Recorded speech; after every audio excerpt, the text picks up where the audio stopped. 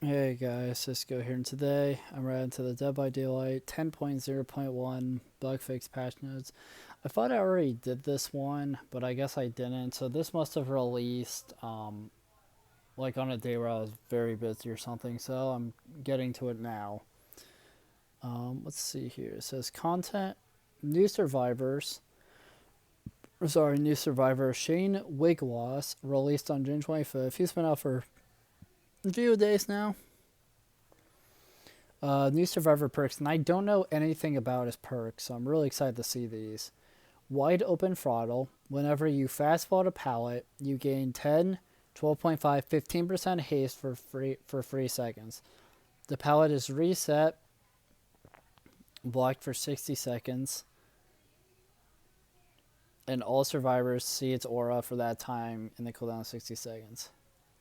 Interesting. So when you fast forward, you get like faster for a couple seconds, which is pretty helpful. Like that part alone is very useful because you can get a little bit more distance against killers, which is very nice.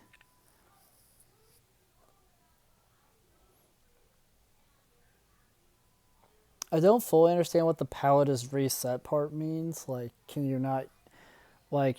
Does it go back to being up, is it or is it just somehow like entity blocked but like still down? I'm a little confused about that part. But the rest of it sounds really nice. Lend a hand. Whenever you bless or cleanse one totem while healing another survivor, and only once per survivor, use F to give them 2, 3, 4 permanent healing charges. Oh, that's kind of nice. That one's kind of nice to like, be helpful for teammates. Cross examination. This one has a lot going on, so. Oh, it has a change coming already. We'll get there. While in the killer's tear radius, the killer leaves light marks that last for 10 seconds that you can see. While on the killer's light marks, you get a elusive. This adds up for 3, 4, 5 seconds. And then it says, cross-examination change will be implemented in bug fix patch 3. So I guess currently what it does is you're in the killer's tear radius, you leave light marks. They last for 10 seconds that you can see. And then when you're on the killer's light marks, you gain elusive for a few seconds. I guess the new one is while in the killer's terrace and not being chased by the killer leaves light marks that last for 10 seconds, so a little bit longer, or same time, but like a little bit different criteria. So you can see, well, on the killer's light marks, you get elusive. This effect ends after 3 or 5 seconds. Added the not being chased by the killer to perk conditions. Yeah, I was about to say when I was reading that, I was about to say that they sounded basically the same. But that's kind of cool that they, I guess there must have been a reason why they needed to specify that. Event. The 10th anniversary Black Banquet event will start Thursday, June 25th at 11 a.m. Eastern. Unfortunately, I believe I was busy that day because I've been busy a lot, so I didn't get a chance to play it. I was hoping to play it with Orange the Sunday after that, Thursday, but he never got back to me about playing later on in the day. So I haven't played it yet. I'm still trying to play it with him, so we'll see if that works out or not at all. You are quarterly invited to the Black Banquet, where you are free to experience the finest dining the fog has to offer. Join our prestigious guests and take your highly coveted seat at the table. A luxurious evening of decadence and gluttony awaits. Event matches feature a main course and a dessert, with each one offering a unique gameplay experience to feast on. Main course takes place from the start of the match until 4 generators are completed or 1 survivor remains. Dessert after main course until the end of the match. So you'll pretty much be in the main course for like most of the match then. Interesting. At the start of each trial, the menu of the day will be selected and dictate free effects that will persist throughout the match. A global effect that persists through the entire main course, a personal effect granted to survivors dining on morsels found at dining carts, a payoff effect for survivors that place enough morsels of food on the banquet table and the map. I don't fully understand what those mean, of course, yet. Again, haven't played the event yet, but hopefully, it added a fun, unique gameplay that's not too challenging or anything. Killers gain a powerful poison they can throw at survivors or secretly poison objects with. Poison limits survivor sprinting while it's active. The free menu of the day with their themes are 1. Stuffed trotters, speed, creamy pasta, pellets and invincibility, baked camembert, portals, and invisibility. See the in-game gameplay details for more information. Interesting. Bug fixes. Audio fixed an issue causing too much delay between healing and saved voiceover. Fixed an internal issue causing a missing killer voiceover in certain scenarios. Refactored all survivors and killers to say their intended lobby voiceover in the audio system. Fixed an issue where killer subtitles were appearing during another survivor point of view, whilst the killer is out of visual range. Fixed an issue causing muffled environment audio a few seconds after starting a trial. Fixed an issue where the cannibal's chainsaws effects was still playing when carrying a survivor. Fixed an issue where pallet, stun, stinger SFX was missing for Jason. Fixed an issue where the wrong SFX was played during the trial and trail animation for Trickster. Fixed an issue causing the VO grunts of the spirit to keep being from her Tommy customization after switching outfits. Fixed an issue when playing against the artist, survivors would not receive the exposed SFX from the Garden of Rot add-on after removing crows. Fixed an issue where the Dark Lord's tear radius lingered before ending after switching combat form. Fixed an issue where the slasher's teleport mist played break audio when aimed at a dropped pallet. Characters. Fixed the issue where the nurse was missing a fire effect was a specific customization. Fixed an issue where the first has a deformed eye and a pointy nose during a Mori and World Breaker mode. Fixed an issue where as the first survivors getting hit was a vine attack while dropping a pallet would not enter the floating state. Fixed an issue where the night guards pathing behaved incorrectly around drop pallets during a chase. Fixed the issue where the knight did not have highlight aura feedback for guard orders on pallets. Fixed an issue where the animatronic was missing flashlight immunity when grabbing a survivor inside a doorway. Fixed an issue where the Dark Lord's wolf form backward movement speed incorrectly remained at 4.6 meters a second.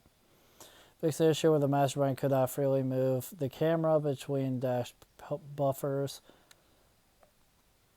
Fixed an issue where visual issues occurred when the slasher performed a mini Mori near the end of a spiked duration. I have no idea. I've never seen the mini Mori of his, and I don't believe I've ever known how to do it, so interesting. Fixed an issue where survivors briefly appeared impaled after being unpinned by the slasher.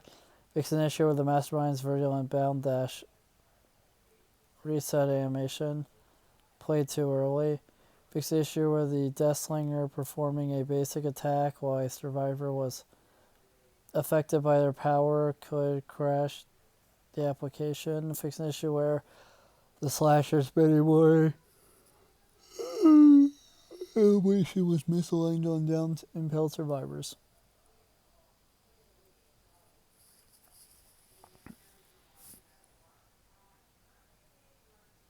Environment / maps. Fix an issue in Sanctum of Wrath where the players could climb up a rock. I still hate that they keep doing that. Like games are supposed to be like fun for the players and stuff, and I just find it so frustrating and kind of a little not irritating, but like I think it's weird and a little frustrating that they keep removing the ability to climb those rocks on maps because it doesn't hurt anything necessarily. In one time when back when you could do it on Ormond, just as an example, like you could still both sides could get up there and they could like you know chase each other and stuff just fine. So it's not like anything was not working correctly because of that not being a thing. But yeah, I just think it's frustrating that they keep removing those. Fix an issue in Trickster's Delusion where the Legion could not fast travel over pallet in the market area. Fix an issue in Raccoon City Police Station where the Singularity could send Biopod out of the environment. Fix an issue in Ormond Lake Mine where projectiles can be blocked over some assets. Fix an issue in Raccoon City Police Station where the nurse can blink out of the environment. I've always wanted to see how that looks, but I've yet to see nurse outside of a map. So if you've seen it, so if you know of a video where that happens, please tell me. Fix multiple issues in Trickster's Solution where the players could climb up little assets on the ground. Still think it's something they keep removing, stuff like that. Fix an issue in Dead Dog Saloon where players jitter when interacting with the clock of the first. Fix an issue in Auto Haven's Realm where the players could climb up a rock. I still think it's something they removed that. Fix an issue in Bad Hand Preschool where the killers would get stuck between hedges. That's a good fix. Fix an issue in Macmillan's Estate where the players could climb on top of a rock. Again, hate that they keep removing that. Fix an issue in Ormond's Lake Mine where the nurse cannot blink for the silos. Fix an issue in Nostromo Wreckage. Nostromo where the nurse can blink and get stuck in the shuttle. That's a good thing to fix. Fix an issue in Forgotten Ruins where the players could climb on top of assets. Kind of dumb that they keep removing that. Fix an issue in Temple Landing where players could climb on top of assets. Kind of dumb. Fix an issue in Area of Crows where players would get stuck on hugging the walls of the shack, like going down the stairs to the basement.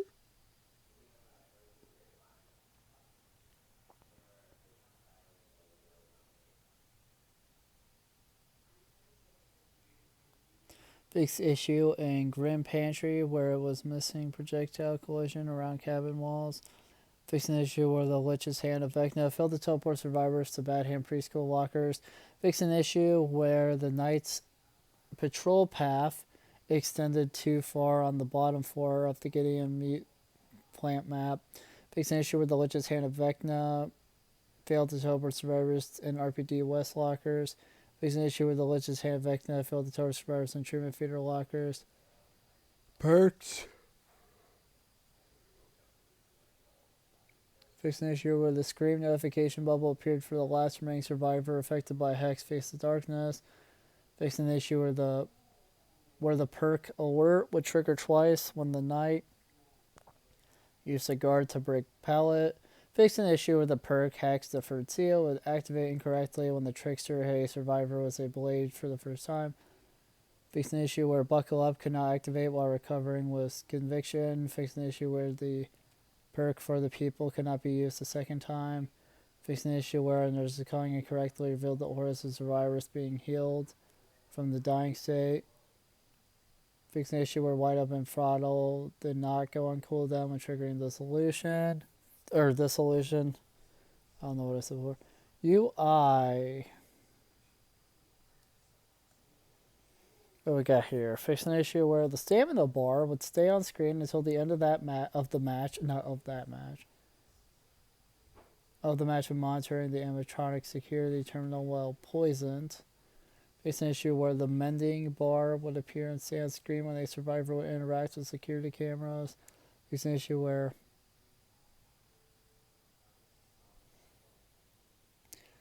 fix an issue where the mending bar would appear and stay on screen when a survivor would interact with security cameras.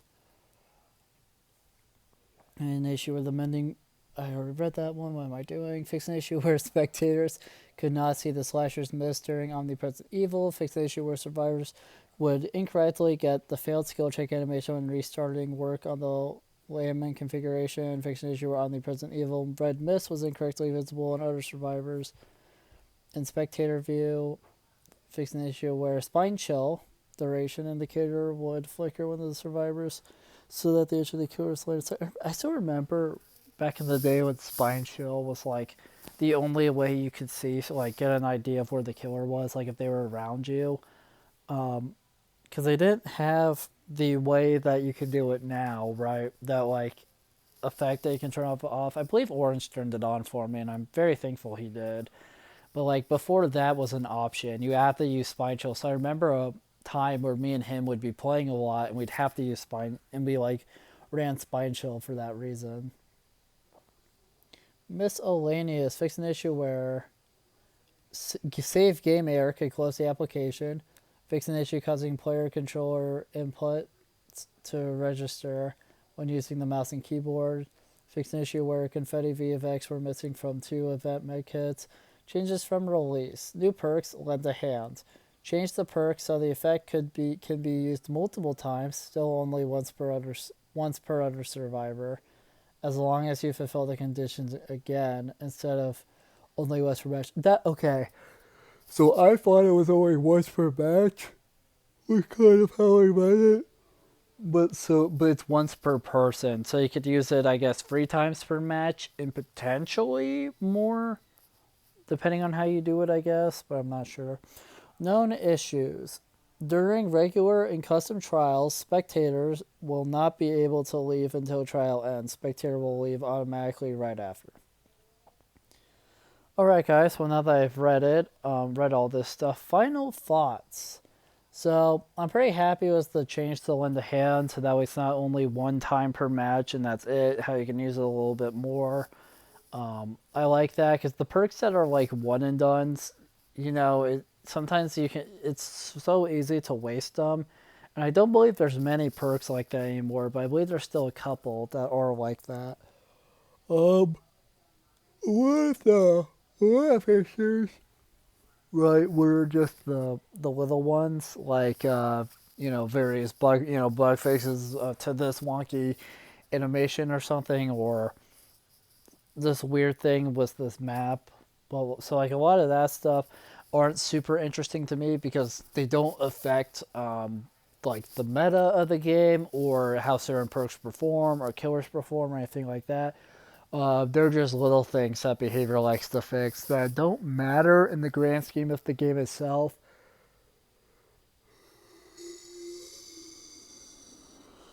In the sense that the game itself, right, like being chased and doing, all the stuff to survive.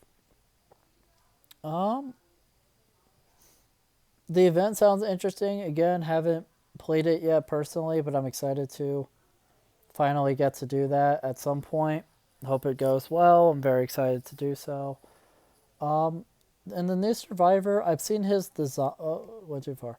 I enjoy his design a lot. I feel like his design is pretty good. Because I saw it during the live stream they did.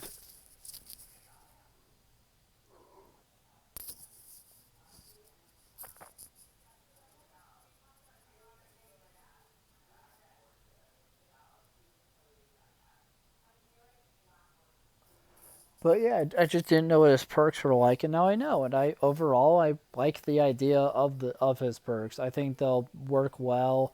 I think there'll be some fun gameplay things you could do with them and whatnot. So I'm definitely excited. But yeah, so thank you guys so much for watching this video. If you liked it, make sure to like, comment, subscribe, share the video, ring the bell. Do all the aggregate garbage. That helps out a lot. It means a lot to us. And I'll see you guys in the next video. Bye.